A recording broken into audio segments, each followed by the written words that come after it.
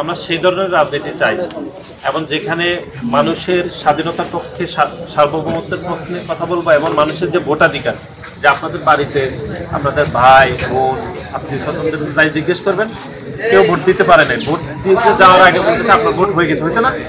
আর কয়েকবার তো ভোটই হয়নি। যে আপনি আপনার মতামতের ভিত্তিতে আপনি এমপি তৈরি করতে পারবেন, প্রধানমন্ত্রী তৈরি করতে পারবেন। সেই যদি কথা না শুনে তাহলে আপনি চেঞ্জ করে দেবেন পরের বার, এই সুযোগ তো থাকে। এই জন্য তো আমি ফ্যাক্ট, আপনি ফ্যাক্ট। সেই জন্য এখন আমরা একটা ইতিবাচক রাজনীতি করতে চাই এবং সাধারণ শিক্ষার্থীদের জন্য রাজনীতি করতে চাই, যেখানে ভয় থাকবে না, জোর করে কেউ মিছিলে নিয়ে যাবে না।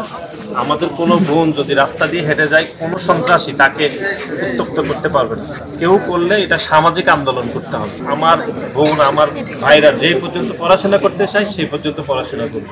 মোট কথা হচ্ছে একটা আধুনিক সমাজ বিনির্মাণে আমরা আপনাদের পাশে থাকতে চাই।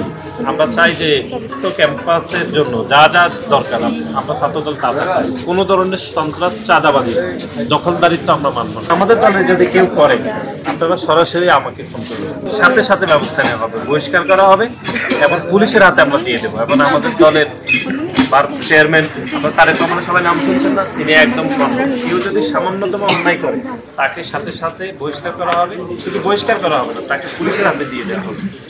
সেটা আপনারা করবেন। এখন আপনারা সামান্যতম অন্যায় করে কিন্তু কেউ পারবেন না। আগের মতো কোনো রাজনীতি চলবে না। ইভেন আমি তো নাই, আমি যদি কোনো ভুল করি আমাকেও শাস্তির জন্য করে দেওয়া হবে। তারেক রহমানের জন্য দোয়া করবেন এবং ছাত্রদলের সব স্তরের নেতাকর্মীরা আপনাদের সাথে আছে। আমাদের ছাত্রদলের পতাকা তলে আপনাদেরকে আসার জন্য আমরা উদাত্ত আহ্বান জানাচ্ছি, যেন একটা সুন্দর সমাজ বিনির্মাণ করতে পারি, সেই প্রত্যাশা আপনাদের কাছে রেখে গেলাম। আর আপনাদের এখানে আমরা কয়েকটা গাছ লাগিয়ে যাবো। বসে মাটি দাও।